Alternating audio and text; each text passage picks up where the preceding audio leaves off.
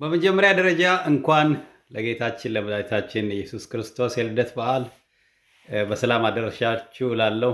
ኢትዮጵያውያን ወንድሞቼ፣ እህቶቼ፣ ቤተሰቦቼ እና የሀገሬ ሰዎች ይሄ ከኢትዮጵያ ውጭ ላሉት ከቤተሰብ ከዘመድ ተለይተው በሰው ሀገር በዓል ለሚያከብሩ ሁሉ እነሱን ወክዬ ነው የምናገረው እና አንዳንዴ ሀገራችን ላይ ስንኖር ያለን በጎ ነገር ያለን በረከት ያለን ጥሩ ነገር አይታየን ይሆናል። አውቃለሁ በጣም ብዙ ኢትዮጵያዊ እድሉን ቢያገኝ ወደ ሌላ ሀገር መሄድ እንደሚፈልግ አውቃለሁ። ነገር ግን ለምሳሌ እኔ ልምድ ብነግራችሁ ምንም ጥያቄ የለውም። ሌላ ሀገር ስትሄድ በቀላሉ የምታገኘው ነገር አለ። በጣም ቀላል ማለት አይቻልም። ኢትዮጵያ ካለው ጋር ስታወዳድረው ግን በገንዘብ ምንም ጥያቄ የለውም የተሻለ ክፍያ ይገኛል። እሷ በጣም የሚጨበጨብ እና የተሻለ የምንለው ነው፣ አይዋሽም። ይሄ ማለት ገንዘብ የምታገኘው ሌላ ሀገር ብቻ ነው ማለት አይደለም። ነገር ግን ሌሎች ደግሞ ገንዘብ ያልሆኑ ነገሮች አሉ። ለምሳሌ እንደዚህ በዓል ሲሆን በቃ አለ አይደል፣ ገበያ አካባቢ ያለው ግርግር፣ ለምሳሌ ለገና፣ ለፋሲካ፣ ለአዲስ ዓመት፣ ለመስቀል እንግዲህ እንደየእምነታቸው በምታከብሩት እንትን ኢትዮጵያ ነፍ ትዝታ አለን። ያደግንበት ገበያ አካባቢ ያለው ግርግር፣ ገበያ ለምሳሌ በግ ተራ ሄደህ ምናምን በግ ስትገዛ ነጋዴው ዋሬቨር በጉን እንደዚህ አድርጎ የሚያሳየህ፣ ዶሮ አካባቢ ብትሄድ ዶሮዋን ምናምን ስንት ነገር አለ። እንቁላል ትገዛለህ፣ ጉዝጓዝ ትገዛለህ፣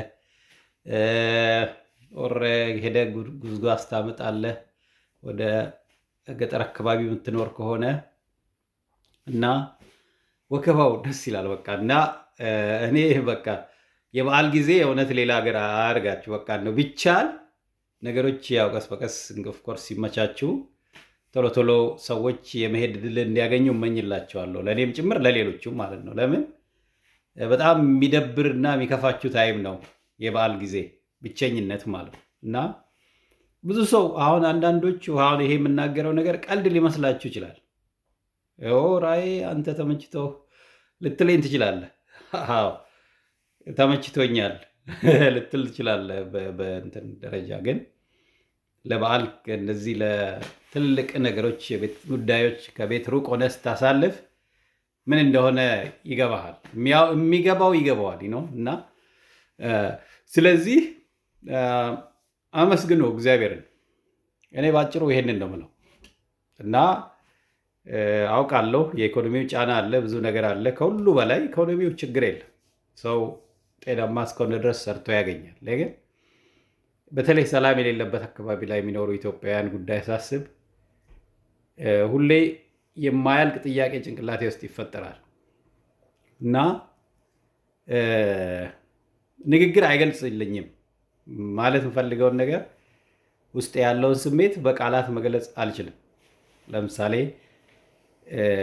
የሚሰማኝ ሀዘን ብቻ አይደለም፣ ያሳለፍነውን የከሰርነውን የፈሰሰውን የሰው የወጣቶች ህይወት ብዛት አስቤ ምን ይሆን ግን የምናገኘው መጨረሻ ላይ የሚለውን ሳስበው በጣም ነው ውስጤ እንትን የሚለው። ለምን ኮስት ቤኔፊት የምንለው ነገር አለ። አሁን በህይወት ወጪና ቀሪ ማስላት ማለት ነው። ለምሳሌ የሆነ ነገር መስዋዕትነት አድርገህ የምታገኘው ነገሮች አሉ አይደል? እና በዓለም ደረጃ በጣም ብዙ ጦርነቶች፣ ብዙ አይነት ግጭቶች ይፈጠራሉ በተለያዩ ሀገሮች እና ምን ከፍለን ምንድን ነው የምናገኘው የሚለውን ስታስቡ ዝም ብላችሁ የኢትዮጵያን ታሪክ ወደኋላ ብታዩ አንብቡ ውስጥ የኢትዮጵያን ታሪክ ከድሮ ጀምሮ አንብቡ። ኢትዮጵያ ያለፈችበትን ነገር ማለት እና ብዙ ሀገሮች በነገራችን ላይ እንዲህ አይነት እንትን ገጥሟቸዋል። ልዩነቱ ምንድን ነው? ሌሎቹ ሀገሮች ተለው ብለው ነው የነቁት እና ልዩነቶቻቸው ምን ማድረግ ቻሉ? የሰው ህይወት ዋጋ የማያስከፍል ፖለቲካ ውስጥ ነው የገቡት። አብዛኞቹ በዓለማችን የተሻሉ የምንላቸው ሀገሮች ምን ማድረግ ችለዋል? ልዩነቶቻቸውን የፖለቲካ ልዩነትን የሰው ህይወት እንዳይጠይቅ ማድረግ ችለዋል። ተጣልተው ምን ብለው ተጨቃጭቀው ዋሬቨር በጣም ከባድ ደረጃ ደርሰው እንኳን በግልጽ ሰው ማያልቅበት ደረጃ አድርሰውታል እና አይጣሉም። የእኛ የምንጣላውን ያህል አይጣሉም ማለት ነው። እና የእኛ ነገር ደግሞ ኢኮኖሚውንም ስታዩት እንደዚህ ከሀገር የምንሰደደውም ያው በዋናነት ለኢኮኖሚ ስለሆነ ማለት ነው። በትምህርትም በምናምንም ቢሸፈንም ትልቁ ጉዳይ በኢኮኖሚክ አምቢሽን አለበት እና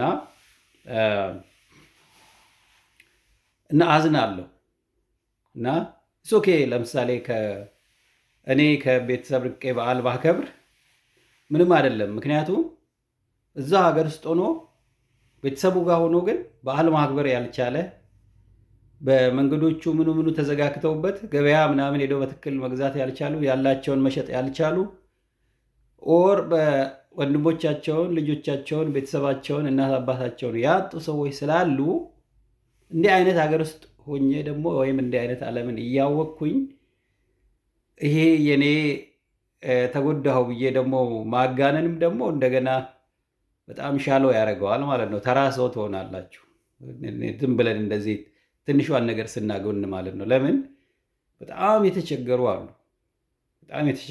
እግር የሌላቸው ሰዎች አሉ። እኛ ግን ጫማችን ተቀደደ ብለን ልናለቅስ ነው ማለት ነው። እንደዛ አይነት ነገር ነው የሚሰማኝ እና ለዚህ ነው አንደኛ ጤናማ ይሆንን ምናልባት ኑሮ ቢወደድም እንኳን ከልጆቻችን ከቤተሰቦቻችን ከማህበረሰቡ ጋር ሆነን ትንሽ በዓል ማክበር ከቻልን ወጥተን መግባት ከቻልን ቤተክርስቲያን ሄደን ተሳልመን መስጊድ ደርሰን ሰላት አድርገን መግባት የምንችል ከሆነ በደንብ ፈጣሪ እንድናመሰግን ነው። እኔ አሁን ፖይንቱ እዚህ ጋር እኔ ያጣሁት አለ ያገኘሁት አለ። ሁሉም የየራሱ ያገኘውና ያጣው አለ። ለሁሉም ነገር ግን ከሁሉ በላይ ለዓለማችን ፈጣሪ ለእግዚአብሔር ሰላም ምስጋና መስጠት በደንብ ደጋግመን ማመስገን ያለብን ይመስለኛል። ለምን ብዙ ጊዜ የጎደለን ነገር ነው የሚታየን፣ የጎደለውን ነገር ነው አግዝፈን የምናየው። ምናልባት እስካሁን ከተሰጠን በላይ እግዚአብሔር ቢሰጠን ነገር ላይኖር ይችላል። በተለይ የኔ አይነት ልጆች ያለን ትዳር ያለን ሰዎች ልጆቻችንን ወልደን መሳም የቻልን ሰዎች ከዚህ በላይ ምንም አይሰጠንም እግዚአብሔር። ምናውቅ ከሆነ ምንም በረከት የተለየ በረከት መጠበቅ የለብንም። ኦልሬዲ ተባርከናል፣ ኦልሬዲ ተሰጥቶናል። ለተሰጠን ብቻ ማመስገን ያለብን ማለት ነው እና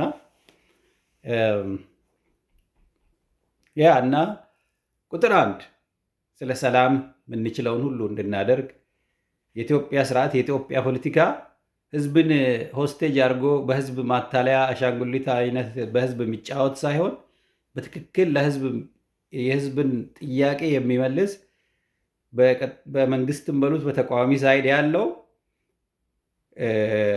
ለህዝብ ቁጥር 1 የህዝብን ተጠቃሚነትና የህዝብን ብሔራዊ ጥቅም አስቀድሮ የሚሰራ ከሁሉ በላይ የሰው ነፍስን ደግሞ የሚያከብርና ሰው እንዳይሞት የሚያደርግ የፖለቲካ ስርዓት እንዲመጣልን መመኘት አለብን ማለት ነው። በሶስተኛ ደረጃ አብረን በደንብ መተባበር፣ እሱን ካመሰገን በኋላ እግዚአብሔርን ካመሰገን በኋላ ስለተሰጠን ጸጋ ሰላማችን ላይ ነገሮች የሚስተካከሉበትን መንገድ በምንችለው የጸሎታችንም የንግግራችንም የተግባራችንም አካል ማድረግ፣ በሶስተኛ ደረጃ ደግሞ አብረን መስራት ነው። በጣም ብዙ የወደሙ ብዙ የተጎዱ ብዙ የፈረሱ አሉ። የሞተውን ህይወት መመለስ አንችልም።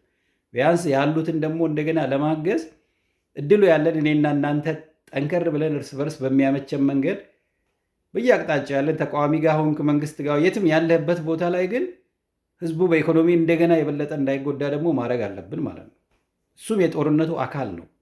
ካወቅንበት ማሸነፍ አለ የምንፈልገው በኢኮኖሚ ማሸነፍ አለብን፣ በፖለቲካውን ማሸነፍ አለብን። ኤቭሪቲንግ ላይ ተጎጂ ሆነን ኔጌቲቭ ባላንስ ይዘን መቆየት የለብንም ማለት ነው እና በዚህ ቀን ይህንን መናገር እፈልጋለሁ። ደክሞኛል፣ በጣም አድካሚ ቀን ያሳለፍኩት እና ስኖት አባወት እኔ መቆሜ መቀመጤ ወር ምናምን አይደለም። እዚህ ጋር ምንም ነገር አይደለም ማሳያችሁ። ተመሳሳይ ሰው ነኝ፣ ተመሳሳይ ፊት ነው፣ ተመሳሳይ ኢትዮጵያ ቲሸርት ነው እና መልካም በዓል ይሁንላችሁ። አይሆፕ ይሄ የተወሰኑ የኢትዮጵያ ወጣቶች ይማሩበታል። ምክንያቱም ነገ መሪም የሆኑ ወጣቶች አሉ። ይህንን ይዘው ቢያድጉ ምናልባት የሆነ ወጣት ከመሞቱ በፊት እኔ ምንድን ነው ማገኘው ብሎ ምናልባት ፖለቲካል ስቴፑን ቆም ብሎ ካልኩሌት እንዲያደርግ እድል ሊሰጠው ይችላል እና ፖለቲከኞች እባካችሁ